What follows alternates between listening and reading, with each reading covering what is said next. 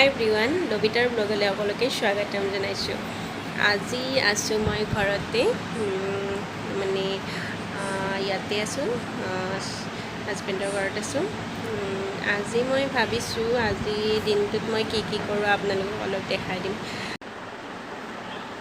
আজি সোমবাৰ, এতিয়া মন্দিৰত যাম, চ' মন্দিৰলৈ ৰেডি হৈছোঁ। বাকী ভিডিঅ'খিনি পিছত কৰিম আহি, ঠিক আছে। মন্দিৰৰ পৰা আহি অকণমান ওলাই গ'লোঁ, কাম আছিলে অলপমান, সেইখিনি কৰি আহিলোঁ। এতিয়া ইভিনিং হ'ল আৰু আজি বিশেষ দিনটোত একো দেখুওৱা নহ'ল মোৰ, বাট এতিয়া মই আপোনালোকক এটা বস্তু দেখাম, সেইটো হ'ল পাতত দিয়া কলপিঠা। মই নাজানো দেই, মোৰ শাহুমাহে বনাব, তেখেতে জানে। ব'লকচোন কেনেকৈ বনাই দেখাওঁ আপোনালোকক। ইয়াত কলপাত লোৱা হৈছে, কলপাতটো এইদৰে সৰু সৰুকৈ কাটিব লাগে। পিছত ইয়াত লৈছে চাউলৰ গুড়ি আৰু কল আপুনি যিকোনো ধৰণৰে দিব পাৰে, যিকোনো কলেই হৈ যায়। এতিয়া চাউলৰ গুড়ি আৰু কলটো এইদৰে ভালদৰে মিহলি কৰি লোৱা হৈছে।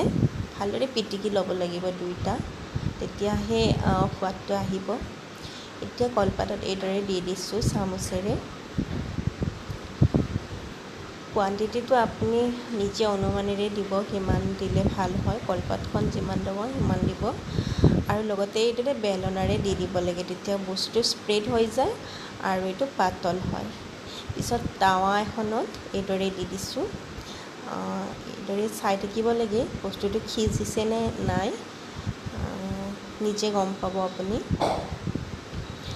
এয়া আমি চাই আছোঁ আৰু এইটো হৈ গৈছে ভালদৰে। কেনেকুৱা পালে বাৰু পিঠা বনোৱা প্ৰচেছটো?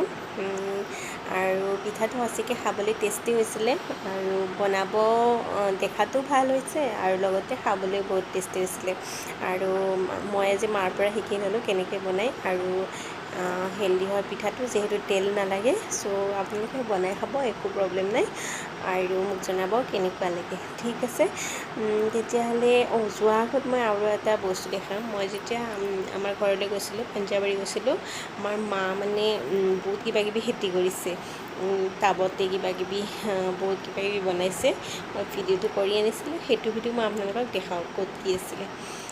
ঠিক আছে, আপোনালোকে তেতিয়াহ'লে ভিডিঅ'টো চাব, আৰু আজিলৈ ব্লগটো মই ইমানতে এৰিছোঁ। ঠিক আছে, তেতিয়াহ'লে বাই বাই, টেক কেয়াৰ। যোৱাৰ আগত আকৌ এবাৰ কওঁ, মোৰ চেনেলটো প্লিজ প্লিজ প্লিজ লাইক কৰিব, ছাবস্ক্ৰাইব কৰিব আৰু শ্বেয়াৰ কৰিব। ঠিক আছে, আহিছোঁ, বাই বাই, টেক কেয়াৰ। মই আগতে দেখাইছিলোঁ আপোনালোকক, আমাৰ ঘৰত এল'ভেৰা গছ বহুত আছে, আৰু এইবোৰ এল'ভেৰা, আৰু এইটো হ'ল অশোক ফুল বুলি কয়। ইয়াৰ লগত সৰু সৰু দেখিছেনে, এইবোৰ চেঙা টেঙা বুলি কয় এইবোৰ, এইটো হৈছে। তাৰপিছত আছে এল'ভেৰা। আকৌ এল'ভেৰা বহুত আছে, কিন্তু বেছিকৈ এল'ভেৰা খেতি আছে বুলি ক'ব পাৰি। আৰু এইদৰে এইটো সৰু সৰু পাতৰ কিবা এটা ফুল হয়, বাট নামটো মই নাজানো। চ' মা কৈছিলে, বাট মই পাহৰি গ'লোঁ। আৰু এটা শাকৰ গছো আছে ইয়াত, লগতে আছে ইয়াত এইটো এটা হয় মানি প্লাণ্ট বুলি কোৱা হয়, আৰু এইটো এল'ভেৰাই হয়। এইবোৰ চব এল'ভেৰা হয়। আৰু ইয়াত আছে আপোনাৰ ডালিমৰ গছ আছে, লগতে আছে ভেদাইলতা আছে, আৰু এইটো ভেদাইলতা হয়। আৰু আছে অমিতাৰ গছ এটাও আছে। আৰু এইটো মই যে দেখালোঁ, এইটো পাতে গজা পাত বুলি কয়। মা কৈছে মোক এইটো নামটো, মই নাজানো। এইটো অমিতা গছ। চ' এইদৰে বহুতো কিবাকিবি আছে, ইয়াতো কিবাকিবি দিছে মা, হৈছে সৰু সৰু গছবোৰ। এইটো কিবা এটা শাক হয়, এইটো দেখিছে, এইটো ফুল হয়, জবা ফুল। আৰু এয়া এল'ভেৰা, এইটো চিনি পায়েই নিশ্চয়। বহুত ধুনীয়া লাগে এই পাতটো যেতিয়া ডাঙৰ হয়, সজাই থ'ব, ড্ৰয়িং ৰুমতো ভিতৰতো সজাই থ'ব পাৰে আপুনি। এইটো জেতুকা পাত হয়, জেতুকাৰ গছ হৈছে। চ' এইখিনি আৰু এইটো দেখিছেনে, এইটো কলাক্ষেত্ৰ অডিটৰিয়াম হয়, আমাৰ ঘৰৰ পৰা দেখা পায়।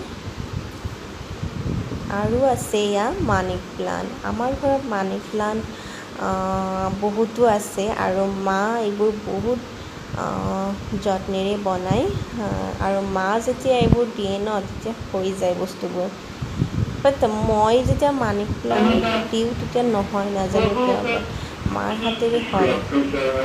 আৰু আছে এইবোৰ কিবা কিবি, এইটো কৰবী ফুল হয়, কচু আছে, আৰু ইয়াত আছে আপোনাৰ কেৰেলাৰ গছো আছে, তিতা কেৰেলাও হৈছে আমাৰ, আৰু তাত জলকীয়া আৰু নেমু আছে, দেখা পাইছে নাজানো,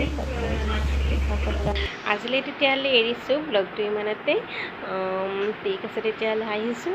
যোৱাৰ আগত কওঁ আকৌ এবাৰ, মোৰ চেনেলটো প্লিজ লাইক কৰিব, ছাবস্ক্ৰাইব কৰিব আৰু শ্বেয়াৰ কৰিব। আহিছোঁ তেতিয়াহ'লে, বাই বাই, টেক কেয়াৰ।